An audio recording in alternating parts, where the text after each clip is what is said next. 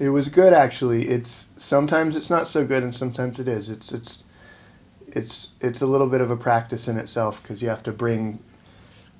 You're the only thing in there, so you have to bring yourself to it.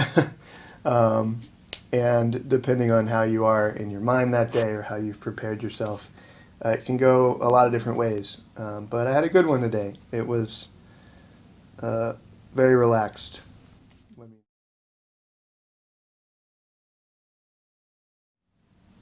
The best part is when you have a moment of awareness that you were not aware for a little while. Um, because often when you really find that space in there, it takes a long time to drift into it, and you sort of don't really notice. And it's only when you come out of that space that you realize where you were. And that sounds a little obtuse maybe, but I think that's my favorite. And that doesn't happen every time. Um, but most of the time it does.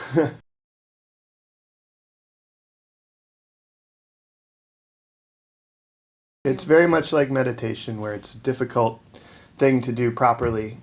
In fact, maybe impossible to do perfectly. Um, but it's always a challenge. Uh, I've found in my best floats, with the exception of the first one, which is kind of special because it just sort of is the first time you're trying it. um, it's always difficult to get into the right space, but if you're able to do it even for a few minutes, then it makes the time worth it.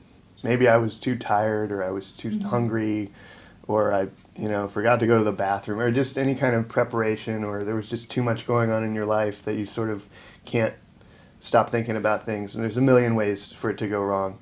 Um, but then it's just a nice bath, kind of.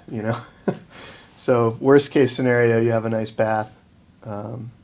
And best case, you have an out of body experience. So that's a pretty good deal.